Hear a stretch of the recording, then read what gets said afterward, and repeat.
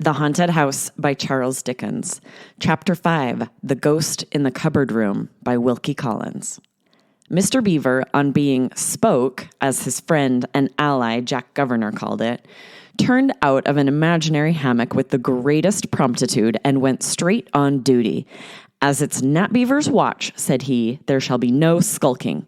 Jack looked at me with an expectant and admiring turn of his eye on Mr. Beaver, full of complimentary implication. I noticed, by the way, that Jack, in a naval absence of mind with which he is greatly troubled at times, had his arm round my sister's waist. Perhaps this complaint originates in an old nautical requirement of having something to hold on by. These were the terms of Mr. Beaver's revelation to us. What I have got to put forward will not take very long, and I shall beg leave to begin by going back to last night, just about the time when we all parted from one another to go to bed. The members of this good company did a very necessary and customary thing last night. They each took a bedroom candlestick and lit the candle before they went upstairs. I wonder whether any one of them noticed that I left my candlestick untouched, and my candle unlighted, and went to bed in a haunted house, of all the places in the world, in the dark? I don't think any one of them did. That is perhaps rather curious to begin with. It is likewise curious, and just as true, that the bare sight of those candlesticks in the hands of this good company set me in a tremble, and made last night a night's bad dream instead of a night's good sleep. The fact of the matter is, and I give you leave, ladies and gentlemen, to laugh at it as much as you please, that the ghost which haunted me last night, which has haunted me off and on for many years past, and which will go on haunting me till I am a ghost myself, and consequently spirit-proof in all respects, is nothing more or less than a bedroom candlestick. Yes, a bedroom candlestick and candle, or a flat candlestick and candle, put it which way you like. That is what haunts me.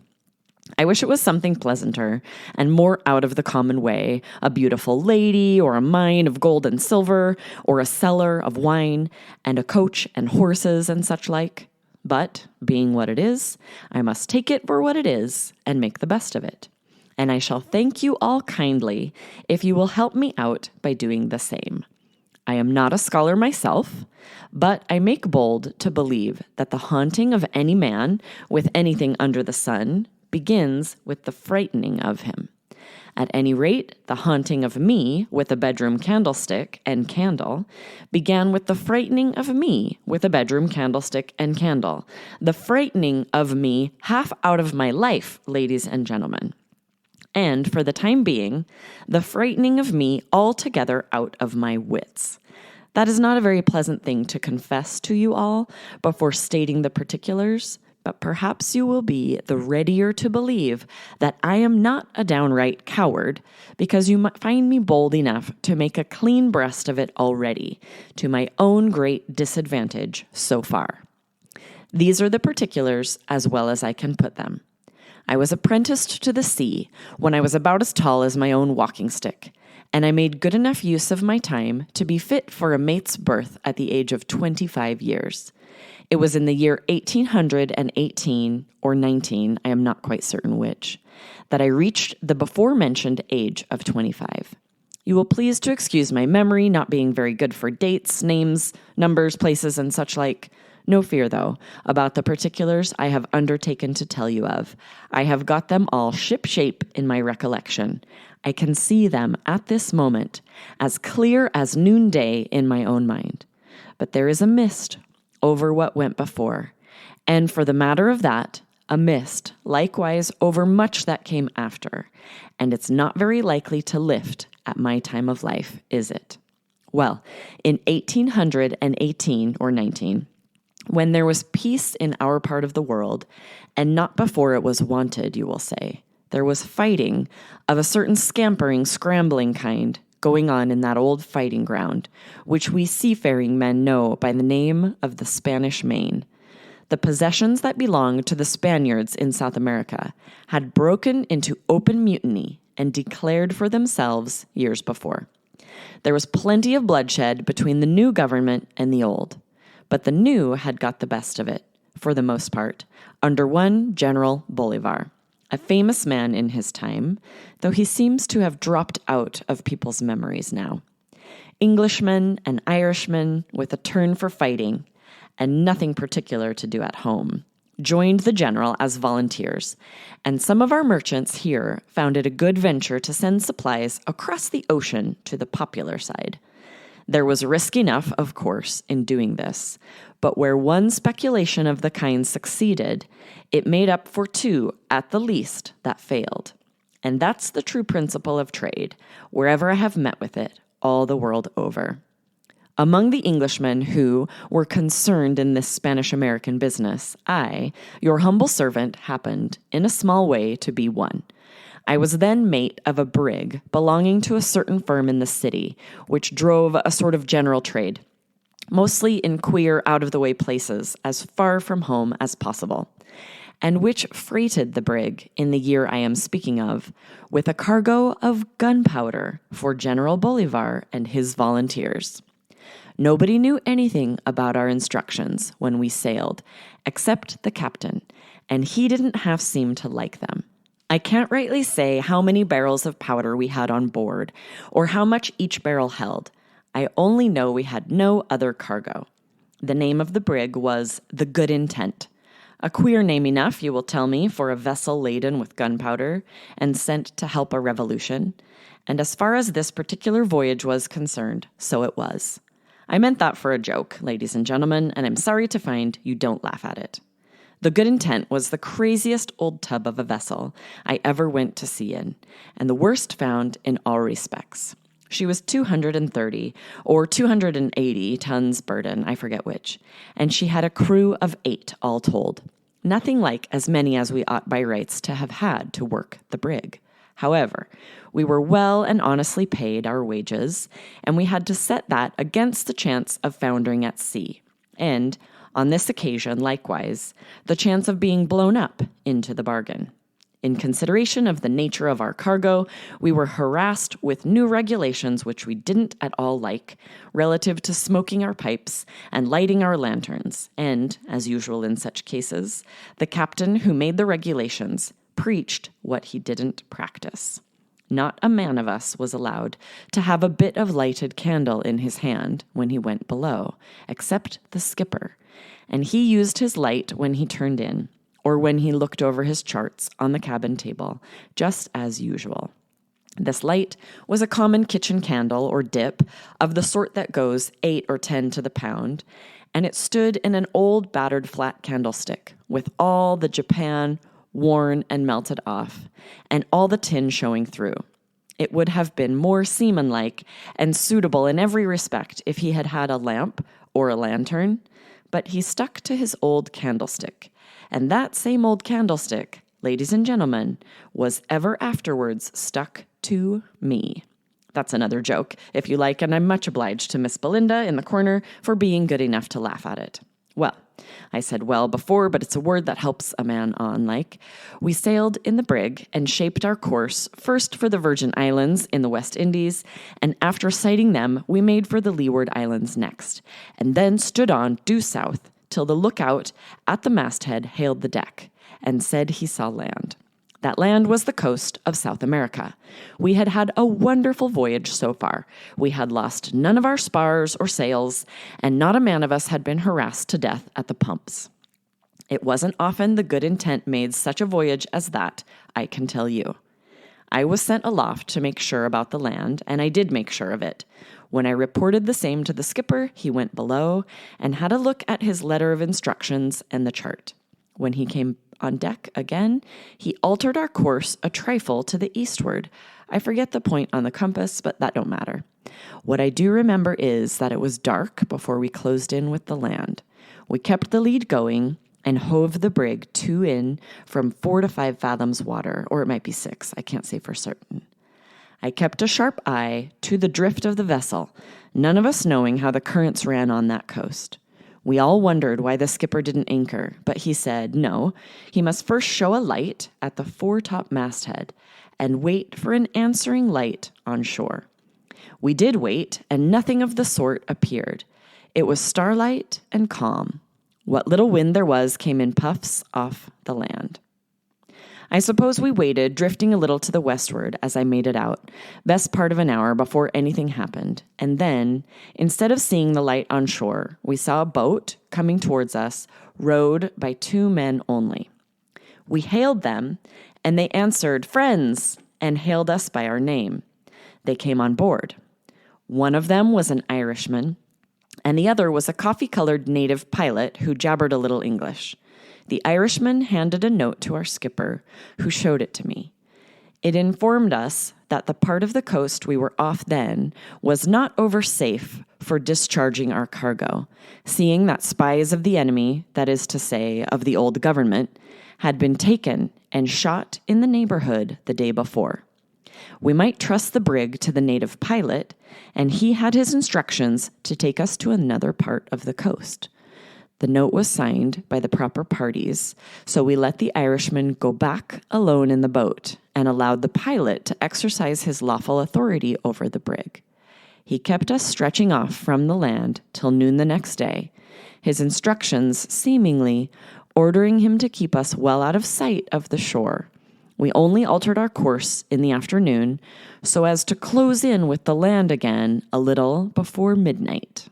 This same pilot was about as ill-looking a vagabond as ever I saw, a skinny, cowardly, quarrelsome mongrel who swore at the men in the vilest broken English till they were everyone ready to pitch him over. The skipper kept them quiet, and I kept them quiet, for the pilot being given us by our instructions, we were bound to make the best of him. Near nightfall, however, with the best will in the world to avoid it, I was unlucky enough to quarrel with him. He wanted to go below with his pipe, and I stopped him, of course, because it was contrary to orders. Upon that, he tried to hustle by me, and I put him away with my hand. I never meant to push him down, but somehow I did. He picked himself up as quick as lightning and pulled out his knife. I snatched it out of his hand, slapped his murderous face for him, and threw his weapon overboard. He gave me one ugly look and walked aft. I didn't think much of the look then, but I remembered it a little too well afterwards. We were close in with the land again, just as the wind failed us, between 11 and 12 that night, and dropped our anchor by the pilot's directions. It was pitch dark and a dead, airless calm. The skipper was on deck with 2 of our best men for watch. The rest were below, except the pilot, who coiled himself up more like a snake than a man, on the forecastle. It was not my watch till 4 a.m, but I didn't like the look of the night, or the pilot, or the state of things generally, and I shook myself down on deck to get my nap there, and be ready for anything at a moment's notice. The last I remember was the skipper whispering to me that he didn't like the look of things either, and that he would go below and consult his instructions again. That is the last I remember before the slow, heavy, regular roll of the old brig on the groundswell rocked me off to sleep. I was woke, ladies and gentlemen, by a scuffle on the forecastle and a gag in my mouth. There was a man on my breast and a man on my legs, and I was bound hand and foot in a minute. The brig was in the hands of the Spaniards. They were swarming all over her. I heard 6 heavy splashes in the water, one after another. I saw the captain stabbed to the heart as he came running up the companion, and I heard a 7th splash in the water. Except myself, every soul of us on board had been murdered and thrown into the sea. Why I was left, I couldn't think, till I saw the pilot stoop over me with a lantern and look to make sure of who I was. There was a devilish grin on his face, and he nodded his head at me, as much as to say, "You were the man who hustled me down and slapped my face, and I mean to play the game of cat and mouse with you in return for it." I could neither move nor speak, but I could see the Spaniards take off the main hatch and rig the purchases for getting up the cargo. A quarter of an hour afterwards, I heard the sweeps of a schooner or other small vessel in the water. The strange craft was laid alongside of us, and the Spaniards set to work to discharge our cargo into her.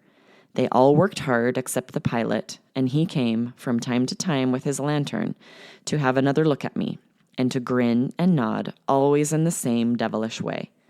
I am old enough now not to be ashamed of confessing the truth, and I don't mind acknowledging that the pilot frightened me.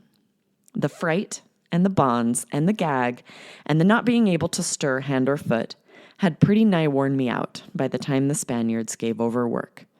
This was just as the dawn broke. They had shifted good part of our cargo on board their vessel, but nothing like all of it, and they were sharp enough to be off with what they had got before daylight. I need hardly say that I had made up my mind by this time to the worst I could think of. The pilot, it was clear enough, was one of the spies of the enemy who had wormed himself into the confidence of our consignees without being suspected. He, or more likely his employers, had got knowledge enough of us to suspect what our cargo was. We had been anchored for the night in the safest berth for them to surprise us in, and we had paid the penalty of having a small crew and consequently an insufficient watch. All this was clear enough, but what did the pilot mean to do with me? On the word of a man, it makes my flesh creep now, only to tell you what he did with me.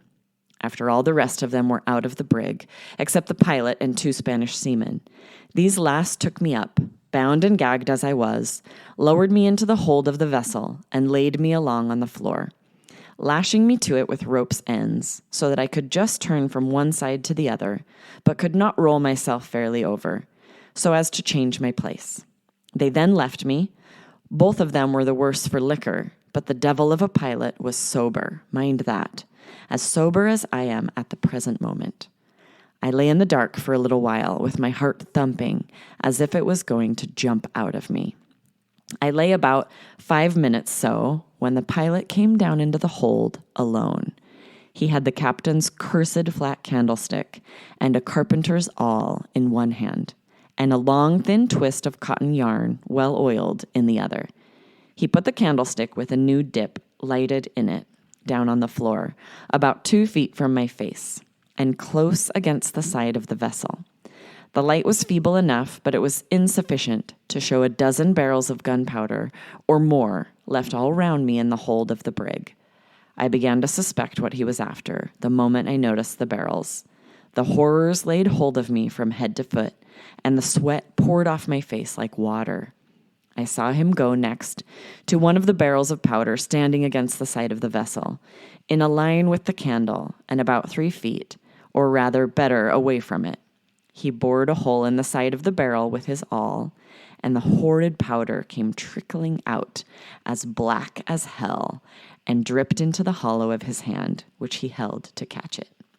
When he had got a good handful, he stopped up the hole by jamming one end of his oiled twist of cotton yarn fast into it, and he then rubbed the powder into the whole length of the yarn, till he had blackened every hair's breadth of it. The next thing he did, as true as I sit here, as true as the heaven above us all, the next thing he did was to carry the free end of his long, lean, black, frightful slow match to the lighted candle alongside my face, and to tie it in several folds round the tallow dip, about 1/3 of the distance down, measuring from the flame of the wick to the lip of the candlestick. He did that. He looked to see that my lashings were all safe, and then he put his face down close to mine and whispered in my ear, "Blow up with the brig." He was on deck again the moment after, and he and the 2 others shoved the hatch on over me.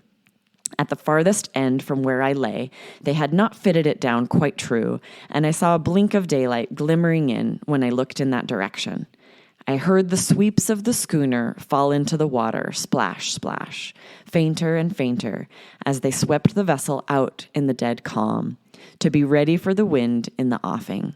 Fainter and fainter, splash, splash, for a quarter of an hour or more. While those sounds were in my ears, my eyes were fixed on the candle.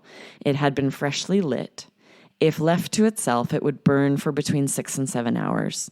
The slow match was twisted round it about 1/3 of the way down, and therefore the flame would be about 2 hours reaching it. There I lay, gagged, bound, lashed to the floor, seeing my own life burning down with the candle by my side. There I lay, alone, on the sea, doomed to be blown to atoms, and to see that doom drawing on, nearer and nearer with every fresh second of time, through nigh on 2 hours to come, powerless to help myself, and speechless to call for help to others. The wonder to me is that I didn't cheat the flame, the slow match, and the powder, and die of the horror of my situation before my first half hour was out in the hold of the brig. I can't exactly say how long I kept the command of my senses after I had ceased to hear the splash of the schooner's sweeps in the water. I can trace back everything I did and everything I thought up to a certain point. But once past that, I get all abroad and lose myself in my memory now, much as I lost myself in my own feelings at the time. The moment the hatch was covered over me, I began, as every other man would have begun in my place, with a frantic effort to free my hands. In the mad panic I was in, I cut my flesh with the lashings as if they had been knife blades, but I never stirred them. There was less chance still of freeing my legs, or of tearing myself from the fastenings that held me to the floor. I gave in, when I was all but suffocated for want of breath. The gag, you will please to remember, was a terrible enemy to me. I could only breathe freely through my nose, and that it was but a poor vent when a man is straining his strength as far as ever it will go. I gave in and lay quiet and got my breath again, my eyes glaring and straining at the candle all the time. While I was staring at it, the notion struck me of trying to blow out the candle by pumping a long breath at it suddenly through my nostrils. It was too high above me and too far away from me to be reached in that fashion. I tried and tried and tried, and then I gave in again and lay quiet again, always with my eyes glaring at the candle and the candle glaring at me. The splash of the schooner's sweeps was very faint by this time. I could only just hear them in the morning stillness. Splash, splash. Fainter and fainter. Splash, splash. Without exactly feeling my mind going, I began to feel it getting queer as early as this. The snuff of the candle was growing taller and taller, and the length of tallow between the flame and the slow match, which was the length of my life, was getting shorter and shorter. I calculated that I had rather less than an hour and a half to live. An hour and a half. Was there a chance in that time of a boat pulling off to the brig from shore? Whether the land near which the vessel was anchored was in possession of our side or in possession of the enemy's side, I made it out that they must sooner or later send to hail the brig, merely because she was a stranger in those parts. The question for me was, how soon? The sun had not risen yet, as I could tell by looking through the chink in the hatch. There was no coast village near us, as we all knew, before the brig was seized, by seeing no lights on shore. There was no wind, as I could tell by listening, to bring any strange vessel near.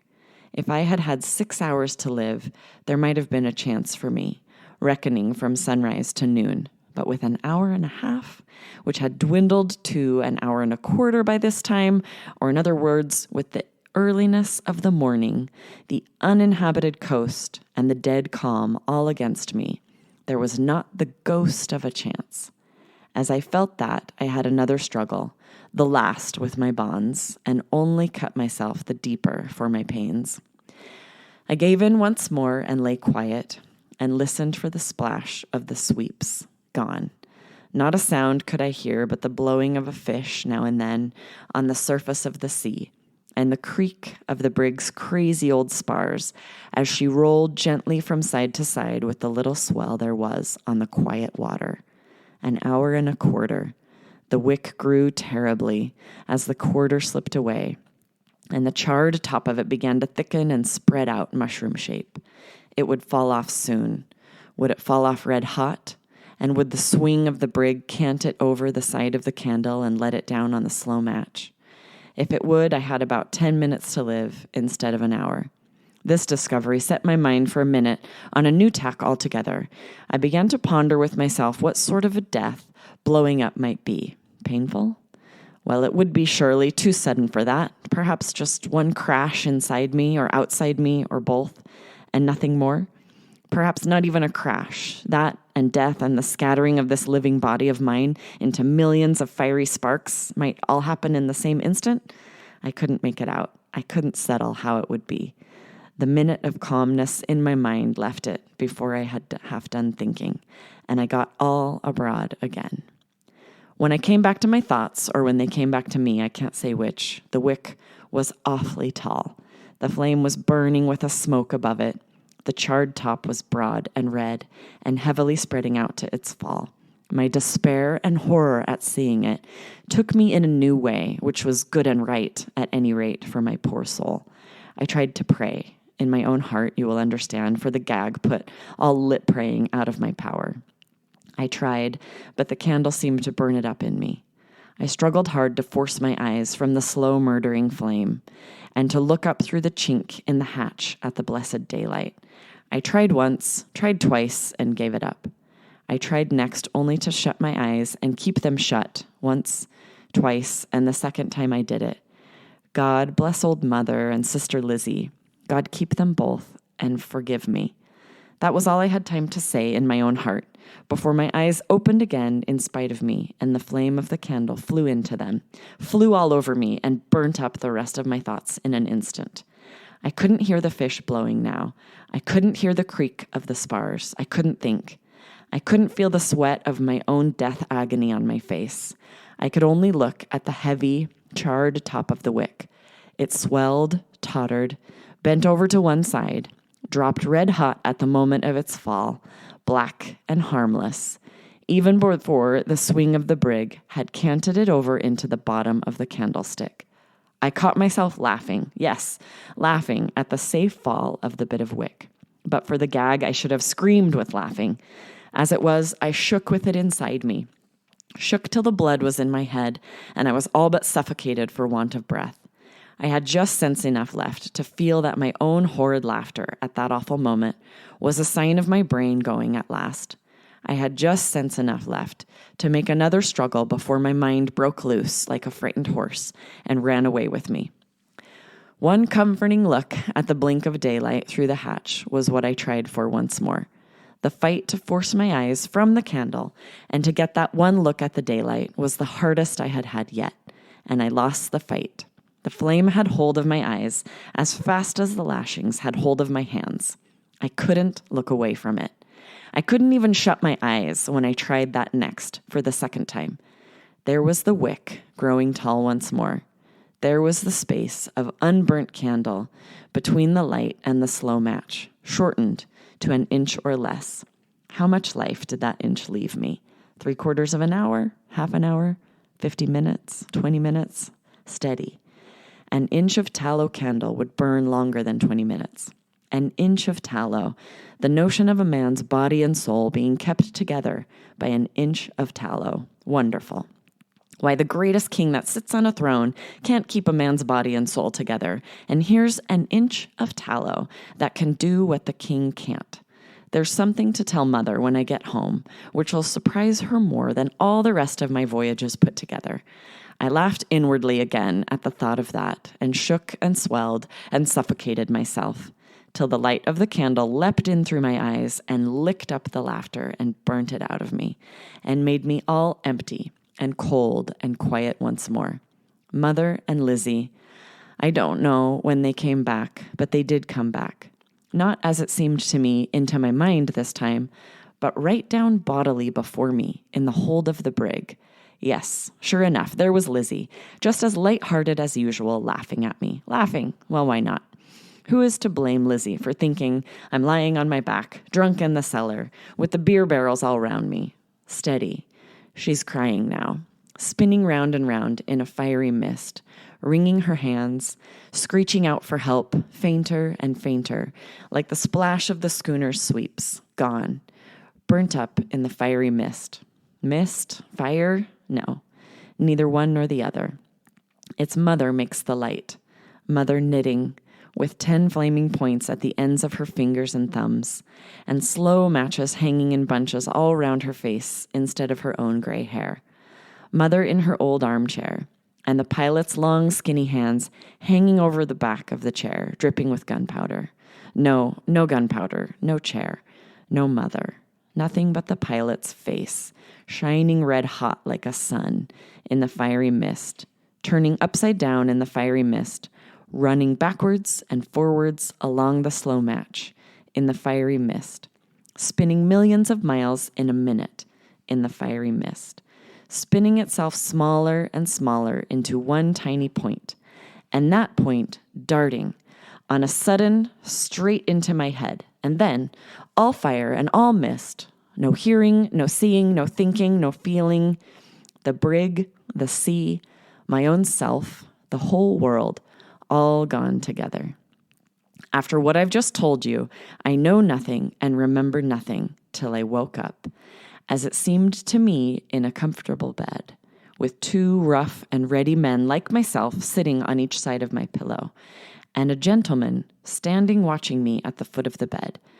It was about 7 in the morning. My sleep, or what seemed like my sleep to me, had lasted better than 8 months. I was among my own countrymen, in the island of Trinidad.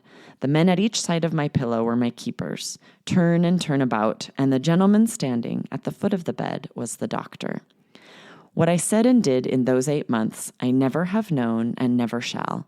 I woke out of it as if it had been one long sleep. That's all I know. It was another 2 months or more before the doctor thought it safe to answer the questions I asked him.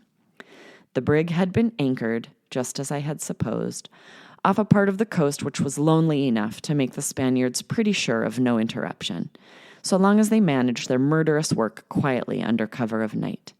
My life had not been saved from the shore, but from the sea. An American vessel, becalmed in the offing, had made out the brig as the sun rose, and the captain, having his time on his hands in consequence of the calm, and seeing a vessel anchored where no vessel had any reason to be, had manned one of his boats and sent his mate with it, to look a little closer into the matter, and bring back a report of what he saw. What he saw, when he and his men found the brig deserted and boarded her, was a gleam of candlelight through the chink in the hatchway. The flame was within about a thread's breadth of the slow match when he lowered himself into the hold, and if he had not had the sense and coolness to cut the match in 2 with his knife before he touched the candle, he and his men might have been blown up along with the brig as well as me. The match caught and turned into sputtering red fire in the very act of putting the candle out. And if the communication with the powder barrel had not been cut off, the Lord only knows what might have happened. What became of the Spanish schooner and the pilot, I have never heard from that day to this. As for the brig, the Yankees took her, as they took me, to Trinidad, and claimed their salvage, and got it, I hope, for their own sakes. I was landed just in the same state as when they rescued me from the brig, that is to say, clean out of my senses. But please to remember it was a long time ago, and take my word for it, I was discharged cured, as I have told you. Bless your hearts, I'm all right now, as you may see. I'm a little shaken by telling the story, ladies and gentlemen. A little shaken, that's all.